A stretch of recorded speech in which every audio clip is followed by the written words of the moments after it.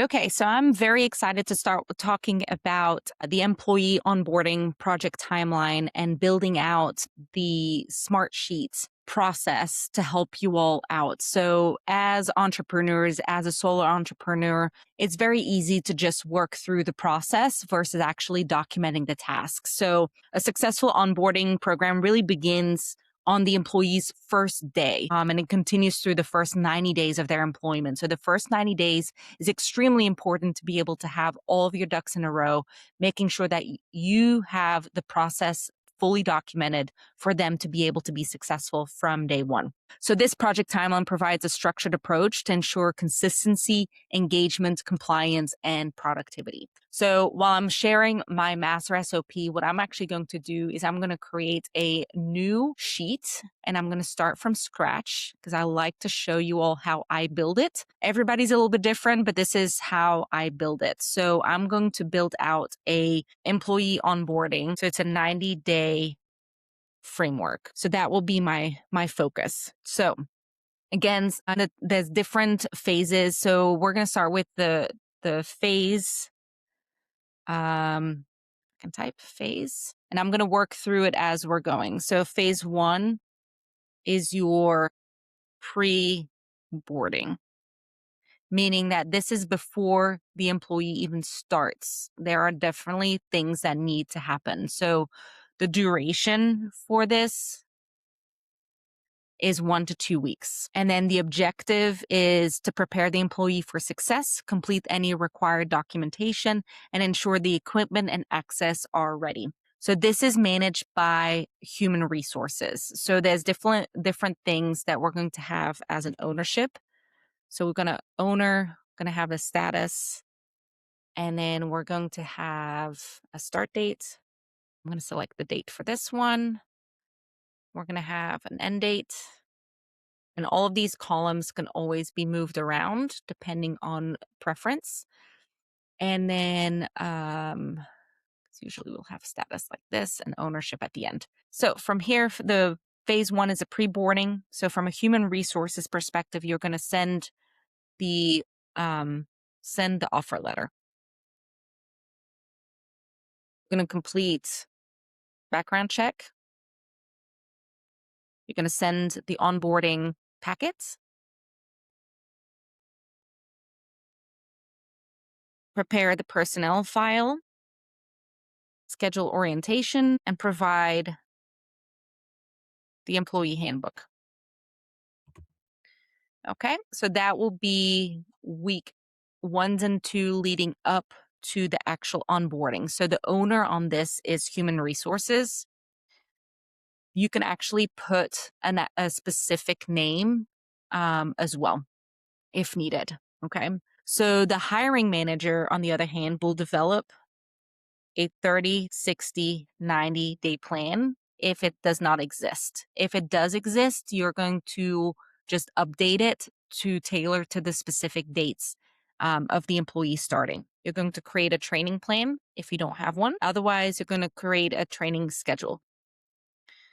Then you're going to assign an onboarding mentor. This helps the person onboarding being able to access somebody directly as a mentor, asking specific questions. You're going to schedule introduction meetings, and this is with the team, leadership, whoever you see fit that makes the most sense for these people, and prepare workstation if applicable. Because if you're working from home, this is no longer applicable. So this will be for the hiring manager to complete. Okay. So from an IT department, you're going to have to create an email account, set up computer and equipment. And this may be to actually send the computer and equipment to the resources home, configure software access. You may need to work with the hiring manager to understand what they need access to, and then set up security credentials.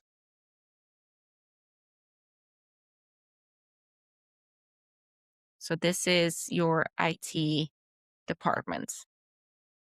Again, if you don't have an IT department, it's okay. You're just going to have to do it yourself. If you're a solopreneur, or if you're working with multiple people, give it to somebody else to do if you are not too sure on how to do it. Okay. So phase 2 will be the first day orientation. You will have the objective here is you're welcoming the employee, introduce culture and expectations, and completing compliance requirements. So activities here would be a welcome session, and this can be with the leadership welcome team, team introductions, facility tour if applicable. I'm going to write these down too: team introductions, facility, and organizational overview. Okay.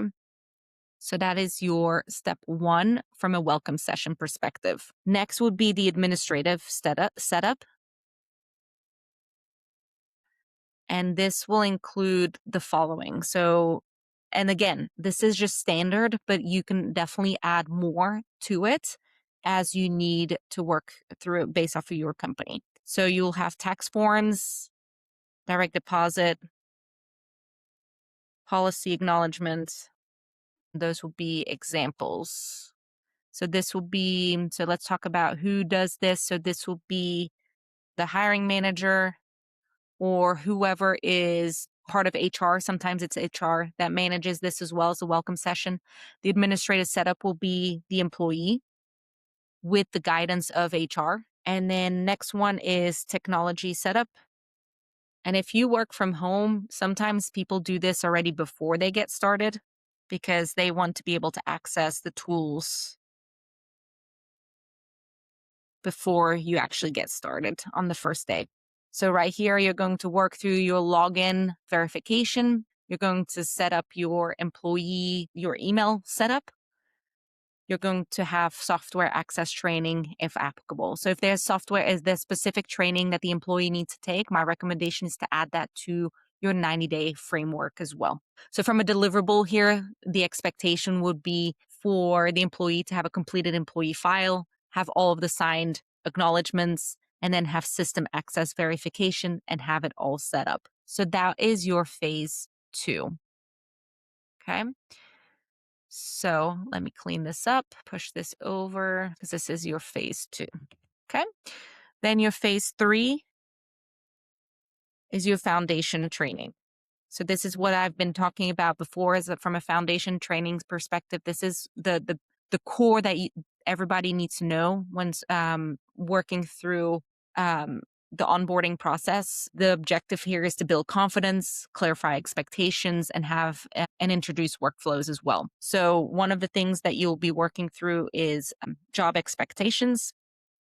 So this is reviewing your job description. Just to, even though they went through the whole interviewing process, to really understand what their responsibility is, discuss performance metrics, review team goal, and explain reporting structure.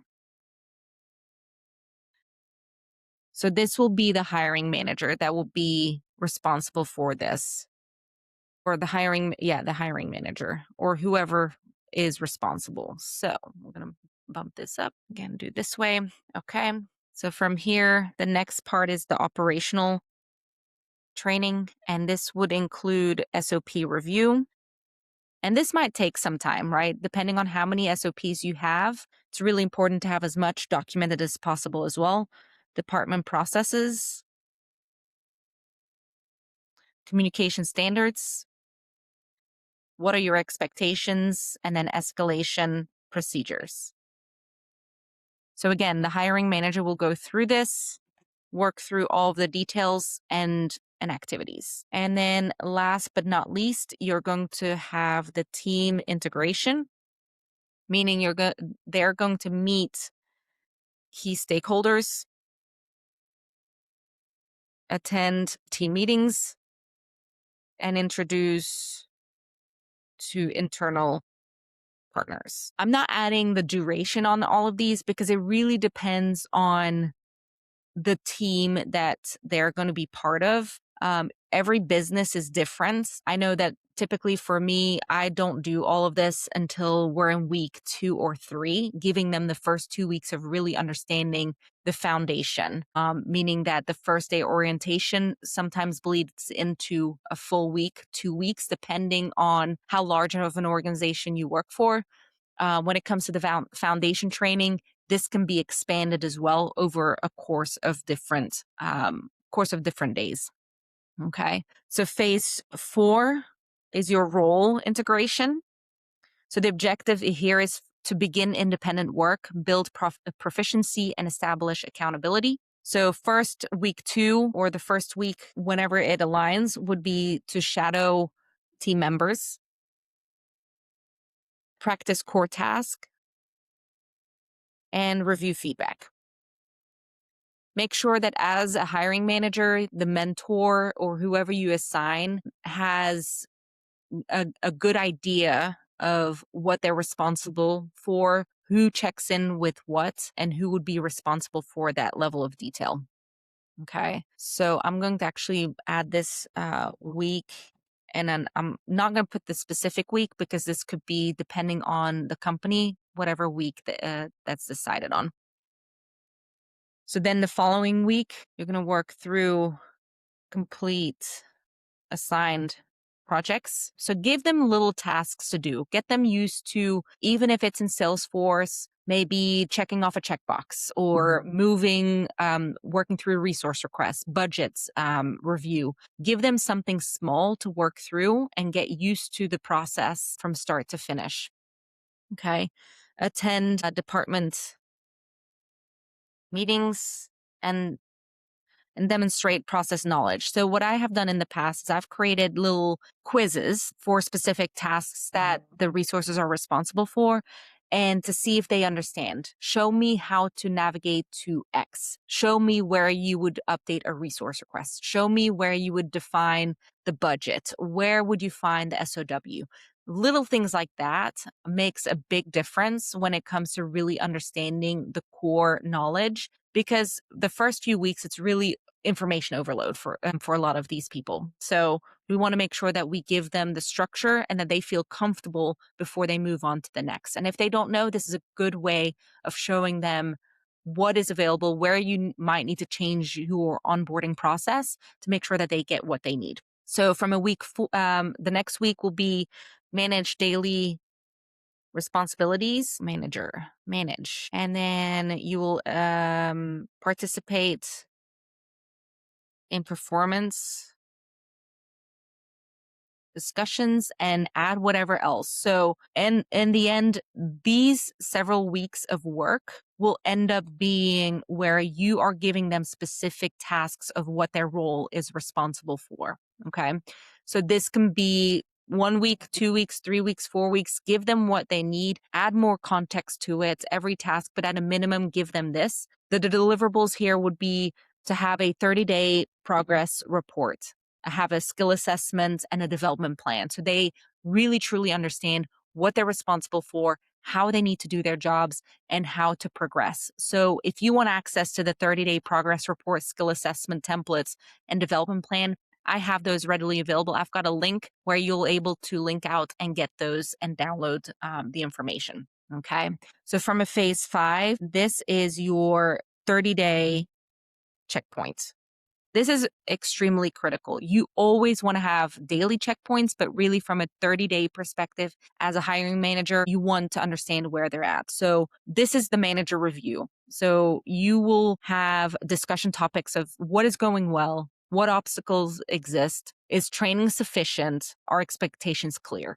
You really want to understand that as a manager or as a lead to really understand where is the individual struggling, because you hired them for a reason.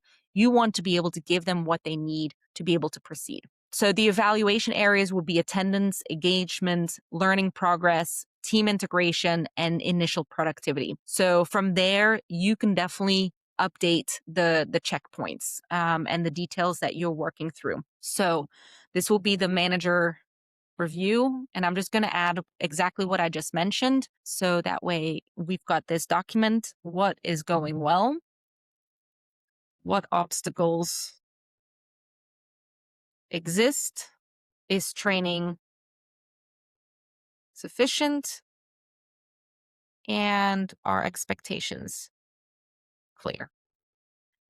So that would be at a minimum what we would want to expect. Okay. So this would be hiring manager responsibility. Everything else can really be part of the mentor that you assign to work through this. Okay. So then phase 6 is your performance development plan. So while not everybody has this, it is still very important to have all together. Okay. So from a performance plan, the objective here is to increase independence, strengthen competencies, expand responsibilities. So this would be providing the resource advanced training, cross functional exposure,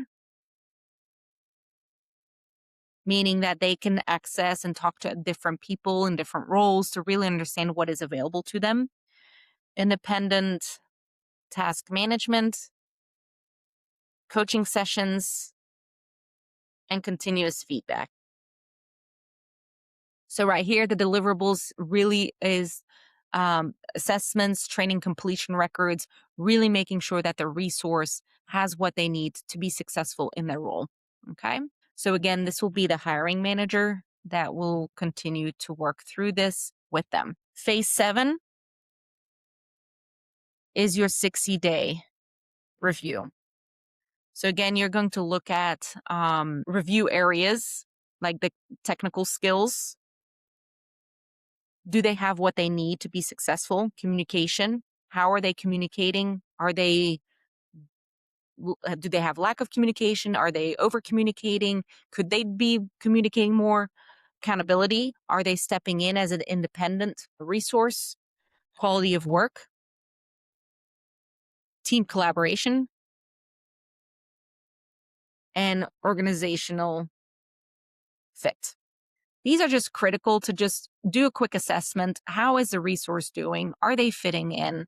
Because that's extremely important to be successful too, to make sure that they're able to work with the resources on the team within the company and making sure that they are the right fit for the company. And then by phase 8, you're working through the full integration, meaning that the objective here is achieving full productivity, demonstrating role mastery, and confirming long-term success. So right here, you're going to lead assigned work. Can they manage priorities independently?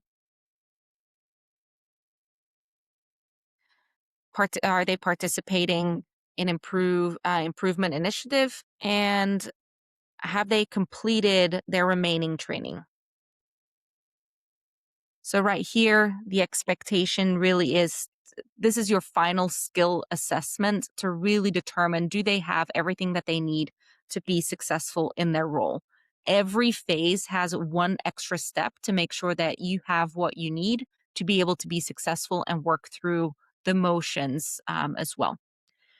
And then last but not least is your phase 9 90-day evaluations. So this is really to understand performance, productivity, job knowledge. By this time, they should really know where everything lives, how everything works at a surface level. Communication should be on point. Teamwork should be great. They should be taking the initiative, and there should be culture alignment. So the outcomes here is really successful completion of the onboarding. Has that been completed? Is the employee fully integrated? Is the ongoing development plan created? Additional support? Is there extended training required? Performance improvement plan? Additional coaching? So in the end, the 90-day evaluation is really making sure that the employee is set up for success. You can go as detailed as you need. If you don't feel like your company needs to go this granular into a 90-day evaluation, that is perfectly fine. You do what your organization needs, what you need. Even if you're a solopreneur, this may seem very extensive, but you're able to blend through this. So, from an onboarding milestone perspective, you really have from offer acceptance all the way through onboarding closure, meaning after 90 days, the employee should be able to be on their own, 2 feet, working through their job expectations based off of everything that you passed on to them. This onboarding project plan that I just created here with you all online is really just the framework. You need to take this one step further and really dig into what does this mean for you from a week 1, week 2, week 3. You can go as granular as you need, giving them the tools and the expectations that you want them to learn. Put the right resources and the ownership in the right area for those that are responsible. So that way you can really work on what the employee needs to be successful. Because in the end, you want somebody boots on the ground to know exactly what they're responsible for, what they're expected to do, and their outcome. So that way, from a success metrics perspective, KPI, you've got the new hire documentation completion, day one readiness, training completion, 30-day retention, 90-day retention, employee satisfaction score, manager checking completion, and the time to productivity is more or less 90 days. So, from an Optima method principle here, a structured onboarding process reduces the uncertainty, accelerates productivity, and creates that consistency that everybody wants. Employees who know that what success looks like are more likely to achieve it and stay because you're able to give them the framework they need to be successful. So, I'm going to link this template in the show notes as well. If you like this training, make sure you subscribe, follow the additional trainings that are coming out. Additional SOPs and documentations are linked in the show notes as well for you to be able to access, really grow, and set yourself up successfully as an entrepreneur, as a business leader, as a team lead, as an individual and professional. Thank you for tuning in.